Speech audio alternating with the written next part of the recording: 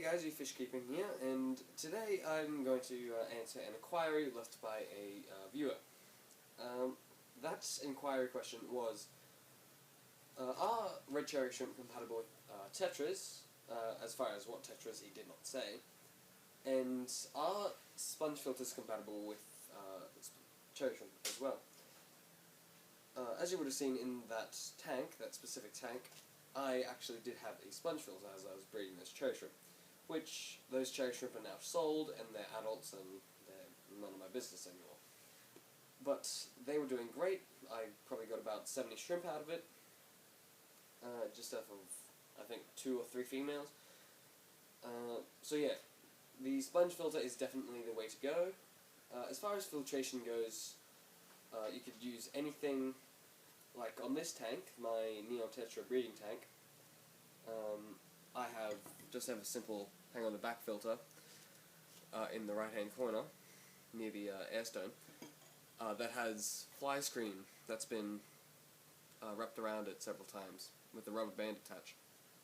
That does great. It still has intense flow, still works really good, doesn't allow Neon Tetra fry to get sucked up. And seeing that Neon Tetras are release really small eggs and really small fry, it's a pretty good, it's a foolproof method. But yeah, you can use an air filter, doesn't really matter, sponge filter. You can use anything that has a semi-moderate porous foam over it. I've just got fly screen because that's all I had at hand at the moment that I put this tank up. Anyways, are red cherry shrimp compatible with Tetras? They are to some extent. Occasionally you'll get some more aggressive Tetras, Tetras that don't want to be in the same tank as some smaller fish. So yeah, they can definitely be in a community tank with red cherry shrimp.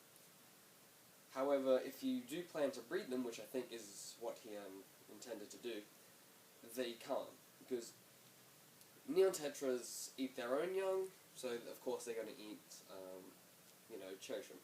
Now I feed these guys bloodworms, and some of them can be roughly half the size of them, So they are of course going to nibble on, some younger cherry shrimp.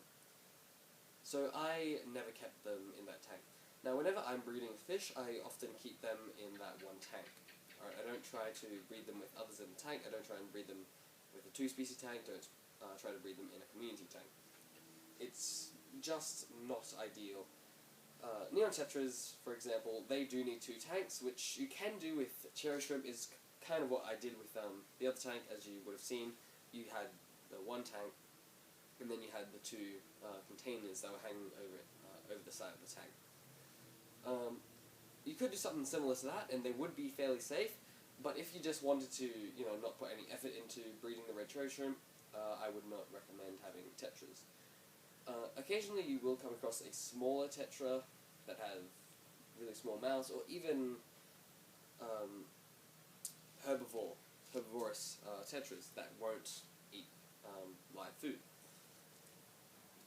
In which case, you might have a little bit of a quarry with the cherry shrimp, but you should be fine as far as Tetras go with adult shrimp. But if you're breeding them, it's probably not the best thing to have. I would try and maybe get some Ottos in there. I know that they are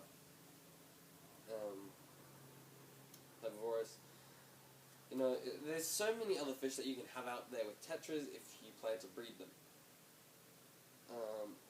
With cherry shrimp, sorry. Just like small catfish. Even if sometimes small catfish are pretty dodgy to go with. The pygmy corridoras that were in that tank with the red cherry shrimp, those were a rare allowance. I let them in the tank, mainly because I was also breeding them before I bred the cherry shrimp. The cherry shrimp was kind of an accident. I just moved them in there because I had nowhere to put them. And the pygmies left them alone. They didn't touch them. So, maybe a small school of pygmy corridoras would be a better choice. As far as anything else goes with red cherry shrimp, heating, temperature, all that. You should be fine without a heater. However, they will barely grow. They just won't grow. However, with a heater in really warm waters, they grow really, really fast, and that's why my red cherry shrimp were growing really fast in that tank, because it was around 29, 30 degrees Celsius. So yeah, if you inquired this question, I hope you found this useful. If you didn't inquire this question but was just wondering, I also hope that you found this helpful. If you like this video, please leave a like and subscribe. If you have any questions down below, or a request for a video, just comment, and I will see you guys next time.